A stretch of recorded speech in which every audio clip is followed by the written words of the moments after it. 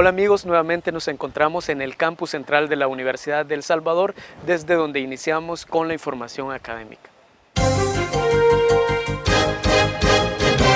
Autoridades de la Universidad de El Salvador inauguraron el 32º Curso Centroamericano y del Caribe de Física El Salvador 2013, organizado por la Facultad de Ciencias Naturales y Matemática a través de la Escuela de Física, en coordinación con el International Center for y el Theoretical Physics y la Sociedad Mexicana de Física. El curso está dirigido a estudiantes de física de diferentes universidades de la región y del Caribe. Entre los temas a desarrollar durante la semana son transformadas de Laplace, teoría y aplicaciones, espectroscopia óptica, fundamentos y aplicaciones, física solar, métodos estadísticos aplicados a las ciencias de la Tierra, clima espacial, entre otros.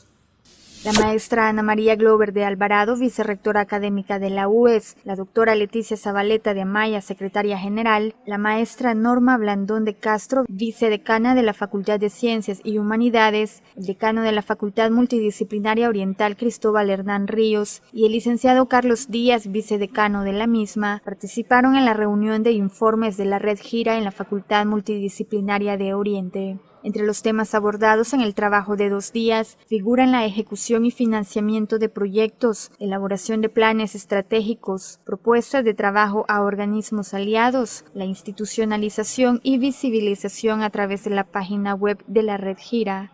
La jornada se desarrolló con la participación de las rectorías y vicerrectorías de las universidades públicas de Centroamérica que integran la Red Gira.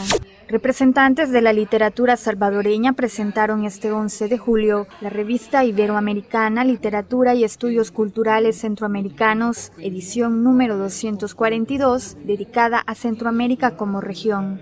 El licenciado José Luis Escamilla, jefe del Departamento de Letras de la Universidad de El Salvador, expuso que en la revista varios centroamericanos escriben artículos sobre cultura, literatura y expresiones artísticas. Beatriz Cortés, editora, manifestó que la revista iberoamericana se edita y publica en español en Estados Unidos y es muy reconocida en Latinoamérica.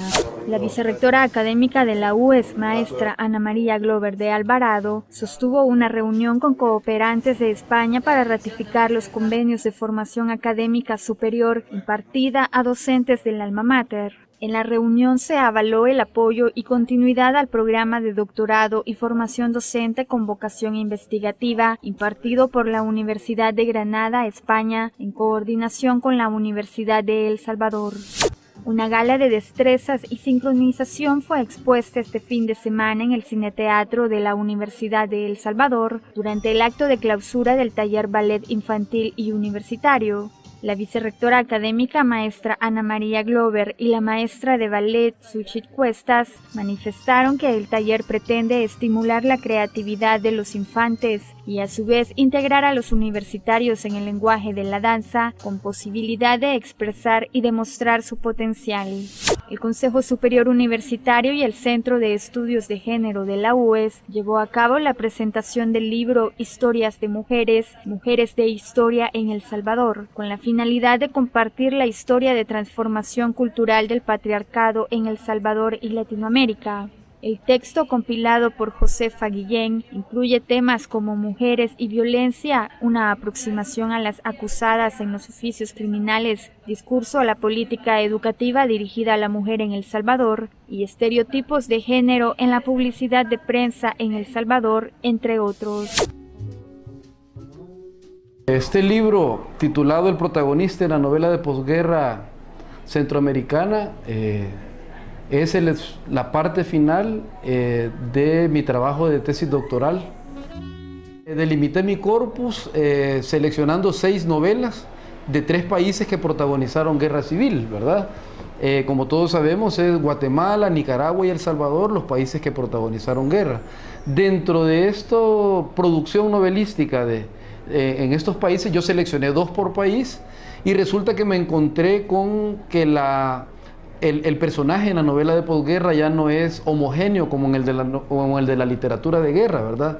En la literatura de guerra estamos hablando de un protagonista básicamente que sigue los paradigmas del héroe inspirados en el hombre nuevo, el discurso del Che, que dicta precisamente cuando visita Naciones Unidas representando a Cuba, ¿verdad?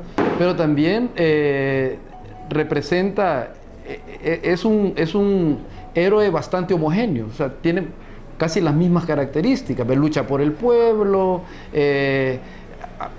boga por la dignidad humana, por la colectividad, por la justicia. Esa es la característica del héroe en la narrativa de guerra. El protagonista en la novela de posguerra, por ejemplo, es desterritorializado, ya no se circunscribe al Estado Nacional, ¿verdad? Es híbrido porque está constituido de una serie de elementos culturales y es fragmentario porque precisamente esos elementos no son homogéneos. Entonces encontramos una diversidad de sujetos, ¿verdad? Expuestos a través de la literatura que nos permiten preguntarnos cuál es la situación de la cultura y las sociedades centroamericanas del presente. En alguna medida esa es la pregunta que yo andaba rastreando. No solo hay estudios literarios en esto, sino que hay elementos que tienen que ver con los estudios culturales, que tienen que ver con la sociología, que tienen que ver con algunos elementos de la historia cuando se revisa el reciente pasado, ¿verdad? Bueno, este libro está estructurado básicamente, tiene un prefacio de Werner Mackenbach, que fue mi tutor de tesis, tiene una introducción de Luis Alvarenga y de ahí una breve presentación que hago yo, ¿verdad? Luego viene el desarrollo del trabajo. Sobre el periodo, en efecto, hay pocos estudios literarios, ¿verdad? Por ejemplo, lo más reconocido hasta ahorita es un trabajo de Beatriz Cortés que se titula Estética del cinismo, ¿verdad? Que más o menos revisa el periodo y algunos otros textos, ¿verdad? De ahí lo demás son ensayos como más breves. Una nueva generación de críticos literarios que ya no solo son salvadoreños, sino que son centroamericanos y centroamericanistas. Pero, por ejemplo, en el caso del Salvador, está Ricardo Roque Baldovino, Beatriz Cortés, Luis Alvarenga, Carlos Paz Manzano, que ha hecho su investigación sobre Roque Dalton, pero desde una nueva perspectiva, ¿verdad? Sí, lo que pasa es que el gran problema nuestro ahorita es el caso de las editoriales, ¿verdad? O sea, no tenemos sellos editoriales que estén ayudando a que haya una proliferación de producción de novelístico. El trabajo de un sistemático de aproximadamente 3-4 años, ¿verdad? de un trabajo de tesis doctoral, se convierte ahora en un producto que la sociedad tendrá a bien leer e interpretar para encontrar nuevas explicaciones o hacerse nuevas preguntas, que en alguna medida también los estudios científicos deben servir para eso, ¿verdad? Para hacer nuevas preguntas y buscar nuevas respuestas. Y luego de estas notas hemos preparado un reportaje sobre el monumento a la Revolución que se encuentra en la colonia San Benito.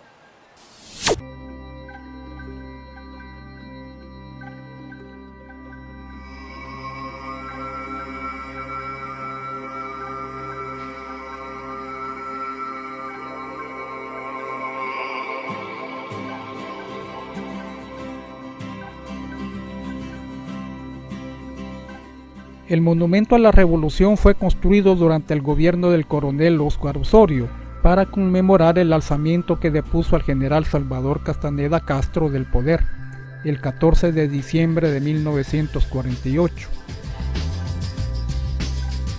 y culminó con la Constitución Política de 1950, la más democrática que ha tenido El Salvador. El complejo monumental está compuesta por el Monumento a la Revolución,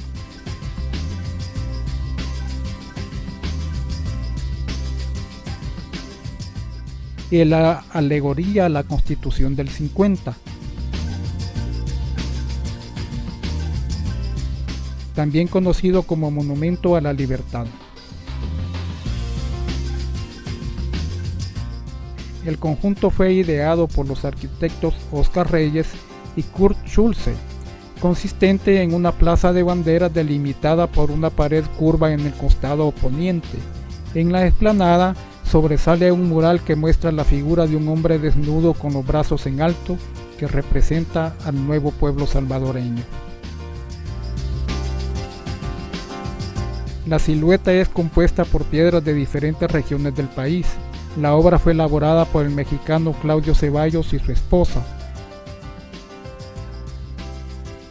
la salvadoreña Violeta Bonilla.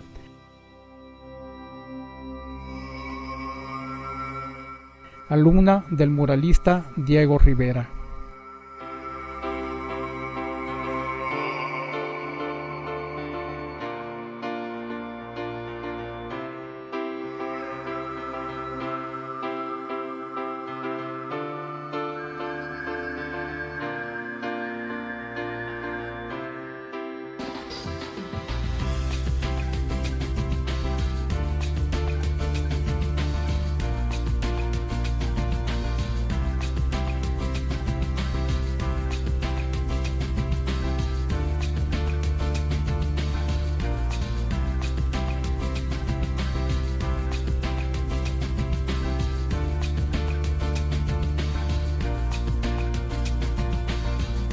La construcción es acompañada por una escultura con el nombre Alegoría a la Constitución de 1950 o Monumento a la Libertad. En ella se vislumbra un grupo de tallados en piedra que representan a un obrero y a una madre con su hijo, significando la familia.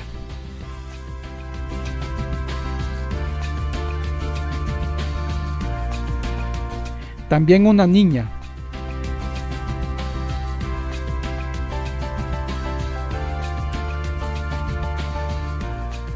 Otras dos esculturas femeninas. Un soldado con su fusil apuntando al suelo.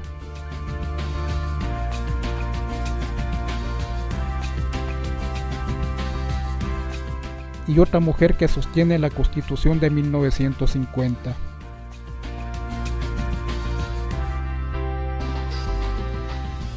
Todo el conjunto sostiene entre sí a una mujer desnuda cubierta con la bandera de El Salvador.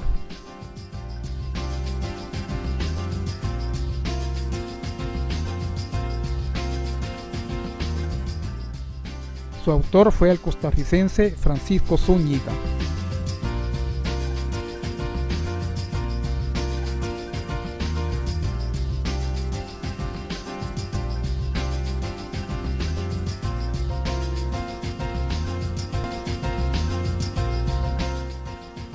Esta gigantesca obra de arte sobresale en el camino que recorre la avenida La Revolución, ubicada en la colonia San Benito, del municipio de San Salvador.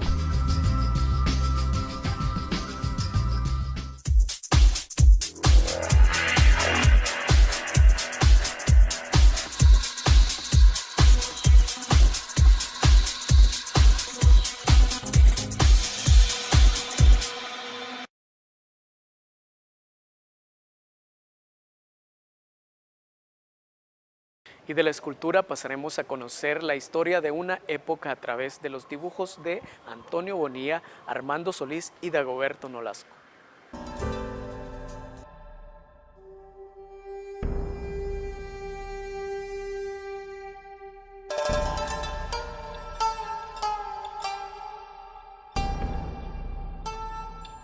Existen obras que son el retrato fiel de una época. Uno de los ejemplos más claros de esta afirmación son los desastres de la guerra de Francisco de Goya y Lucientes. Realizados estos 32 grabados en la técnica del aguafuerte, Goya plasma escenas de la Guerra de Independencia Española, inspirado sobre todo en el sitio de Zaragoza, cercado por el ejército de Napoleón Bonaparte, en 1808.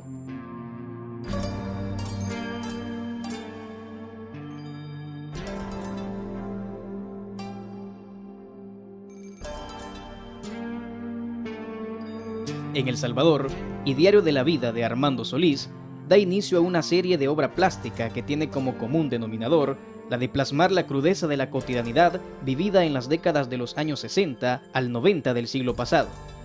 Surge cuando el modelo agroexportador salvadoreño entra en crisis, se implanta el mercado común centroamericano durante el gobierno del coronel Julio Adalberto Rivera. Durante esta década, la actividad económica se desplazó paulatinamente a la industria y las finanzas. Durante el gobierno del coronel Fidel Sánchez Hernández, se generó la guerra entre El Salvador y Honduras, denominada la Guerra de las 100 Horas.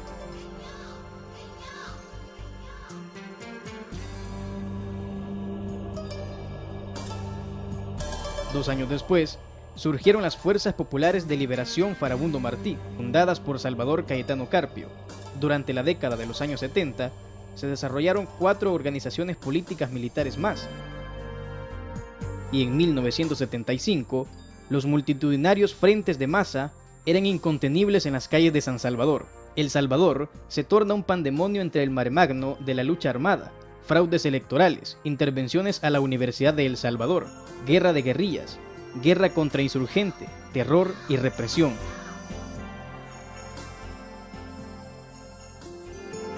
Antonio Bonilla desarrolla la serie Espectros dentro del expresionismo, con sus seres deformes y monstruosos, irradiando odio y temor a la vez, generando situaciones dolorosas y crueles que rayan en el absurdo.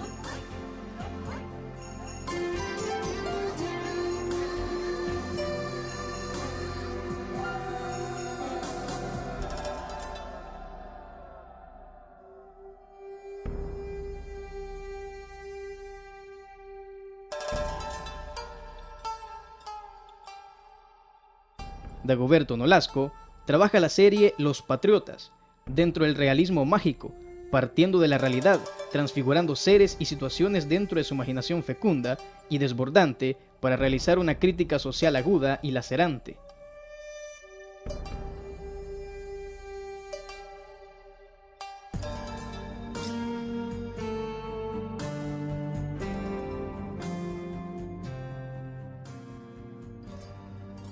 En estas 3 colecciones de obras encontramos un profundo dolor y un fuerte valor humanista en la actividad de protesta y denuncia que llevaron a cabo estos artistas llenos de valor y esperanza.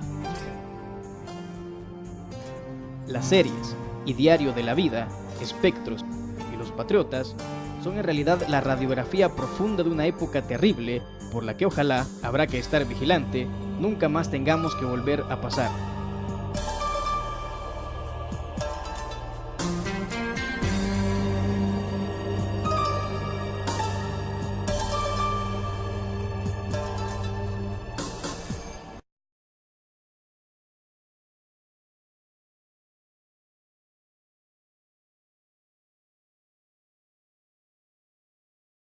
Continuamos transmitiendo desde las instalaciones de la Universidad de El Salvador. Me encuentro específicamente en la Escuela de Artes Plásticas. Desde acá pasamos con Mario Castrillo, quien nos ha preparado un tema sobre la pintura griega.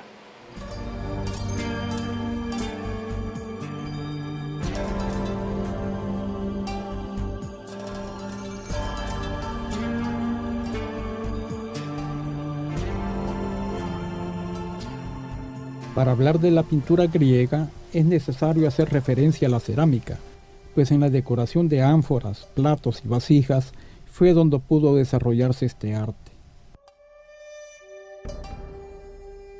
Al principio, los diseños y dibujos eran elementales formas geométricas que apenas destacaban sobre la superficie.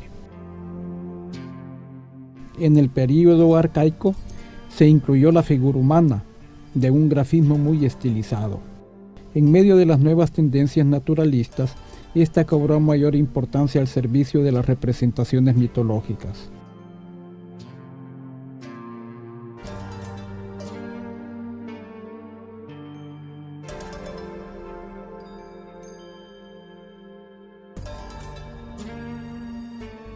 A lo largo del siglo VI de nuestra era, los ceramistas atenienses se impondrían su estilo, caracterizado por figuras negras sobre fondo rojizo. El cuerpo del vaso sirve para representar toda clase de temas, imponiéndose lo narrativo sobre lo decorativo. A finales de este siglo se produce un cambio significativo en el cromatismo de las piezas, ya que las figuras tendrán el color rojo del barro y el fondo se pintará de negro. Polígnoto será la primera gran figura, dotando al dibujo de un importante papel y limitando los colores al rojo, el blanco, el negro y el amarillo.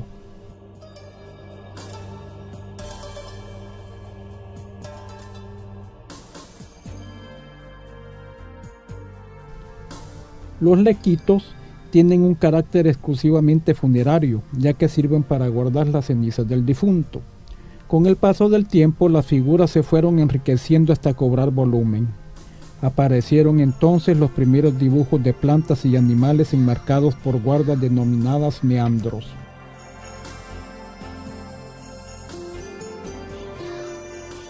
Las escenas se organizaron en franjas horizontales paralelas que permitían su lectura girando la pieza de cerámica. Las piezas de cerámica pintadas comienzan a experimentar una notable decadencia durante el clasicismo, para resurgir triunfantes en el período helenístico, totalmente renovadas, plenas de color y ricamente decoradas.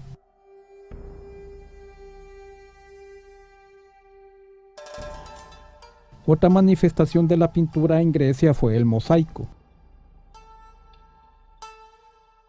El mosaico helenístico es una obra llevada a cabo en este arte musivo en el así llamado período helenístico, etapa que se desarrolla después de la muerte de Alejandro Magno hasta la llegada del Imperio Romano. El arte del mosaico era bastante conocido en toda Grecia hacia el año 400 de nuestra era.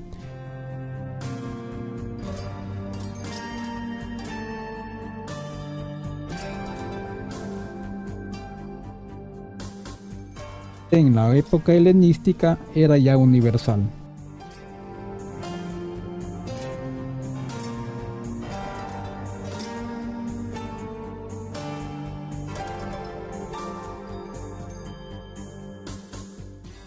El centro más activo e innovador de la técnica de fabricación de mosaicos de esta época se encontraba en la ciudad de Alejandría. El escritor y enciclopedista romano Plinio el Viejo describe al mosaísta llamado Soso de Pérgamo como un gran artista que había compuesto mosaicos famosos.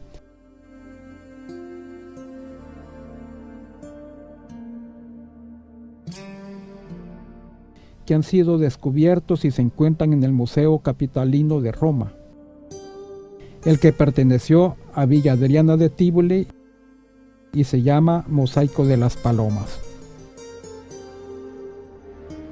Llegamos al final de esta emisión. Hoy transmitimos desde la Escuela de Artes de la Universidad de El Salvador. Si le gustó el programa, regálenos un like en nuestro canal de YouTube. Nos vemos la próxima semana. Soy Luis Alemán, hacia la libertad por la cultura.